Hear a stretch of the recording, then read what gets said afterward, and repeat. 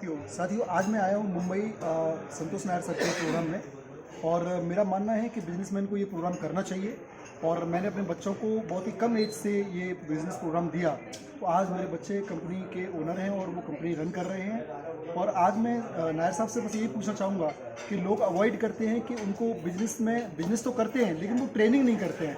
Training को सभी लोग अवॉइड करते हैं। तो मैं नायर साहब से बस केवल ये जानना चाहूँगा कि नायर साहब ये ट्रेनिंग क्यों ज़रूरी है, लोगों को क्यों करना चाहिए। नायर साहब प्लीज़ बताएं लोगों को ये क्या लोगों को बहुत। देखिए, सबसे पहली बात तो लोग ट्रेनिंग को इसलिए अवॉइड करते हैं क्योंकि जैसे आप कोई ट्रेनिंग प्रोग्राम में आते हैं तो आपको आपकी कमियों का एहसास होता है। आपको मालूम पड़ता है कि आप में बहुत सारी खामियां हैं या कमियां हैं या बहुत सारी चीज़ें हैं जिसके ऊपर आपको डेवलपमेंट करना पड़ेगा। जी।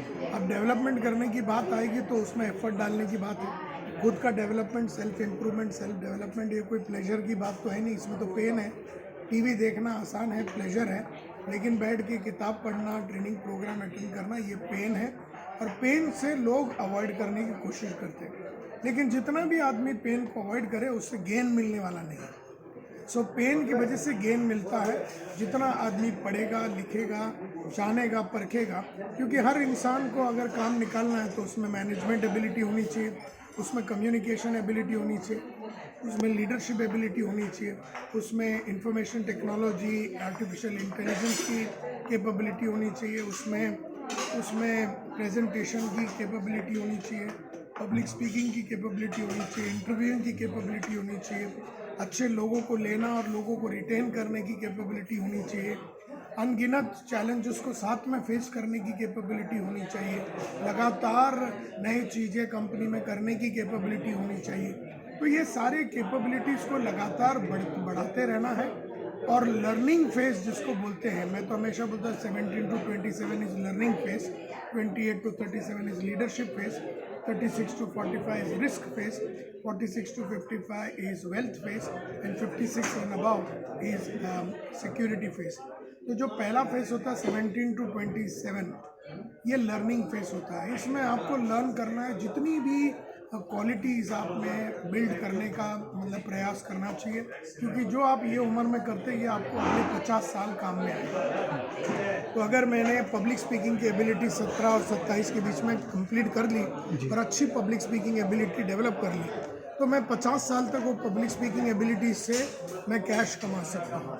जितना मैं पब्लिक स्पीकिंग का नॉलेज, जितना मैं पब्लिक स्पीकिंग की एटीट्यूड, जितना मैं पब्लिक स्पीकिंग का स्किल, जितना मैं पब्लिक स्पीकिंग की हैबिट्स, जितना मैं पब्लिक स्पीकिंग की स्ट्रैटेजीज़ के बारे में सीखूंगा, KASHS, knowledge, attitude, skills, habits and strategies, उतना मैं अगला 50 साल तक लोगों पे राज कर सकूंगा। इसी तरह से लीडरशिप का स्किल हो सकता है, मैनेजमेंट का स्किल हो सकता है, ऑर्गेनाइजेशनल कैपेबिलिटी हो सकती है, पीपल रिक्रूटमेंट हो सकती है। सारे कैपेबिलिटी आपको बिल्ड करनी है 17 to 27। तब जाके आप जब आप लोगों को लीड करेंगे, आप काम निकाल पाएंगे, आप लोगों की एबिलिटीज़ को बिल्ड कर पाएंगे। तो ये जो लोगों से काम निकालने का जो सिलसिला है, लोगों को बिल्ड करने का जो सिलसिला है, उससे तो आप कंपनी बिल्ड करेंगे।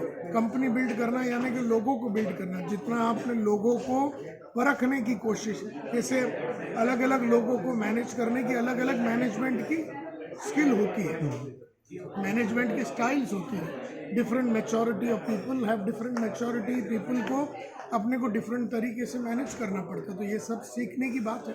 तो जितना आप सीखेंगे उतना आप उसको इम्प्लीमेंट कर पाएंगे। इम्प्लीमेंट करेंगे तो आपकी प्रोडक्टिविटी बढ़ेगी, आपकी इन प्रोडक्टिविटी बढ़ेगी यानी कि आपकी रिजल्ट प्रोड्यूसिंग एबिलिटी बढ़ेगी। रिजल्ट जैसे आपने प्रोड्यूस किया तो आपकी अर्निंग एबिलिटी बढ़ेगी। आपकी अर्निंग एबिलिटी बढ़ी तो आपके जो भी लक्ष्य है, गोल है, वो सारे साकार होंगे। तो लक्ष्य को साकार अगर करना है, अर्निंग एबिलिटी को अगर बढ़ाना है, कैपेबिलिटी को बिल्ड करना ही पड़ेगा। इसीलिए ट्रेनिंग बहुत ही जरूरी है। तो साथियों आपने जाना कि कोई भी बिजनेस अगर अपन बिल्ड कर रहे हैं तो उसका फाउंडेशन होना बहुत ज़रूरी है। और फाउंडेशन जो है वो बिना KSHS के नहीं हो सकता, यानी कि नॉलेज और आपका एटीट्यूड, आपका हैबिट, आपका स्ट्रेटजीज, ये सारी आपकी जब तक स्ट्रॉन्ग नहीं होंगी तब तक आपका कोई भी बिजनेस बिल्ड नहीं हो सकता। तो मेरा खासकर सभी लोगों से अपील ये है कि कभी भी कोई भी बिजनेस आप स्टार्ट करते हैं तो एजुकेशन पर विशेष ध्यान दें। आपने हमें इतना सुना, इसके लिए बहुत बहुत धन्यवाद सर।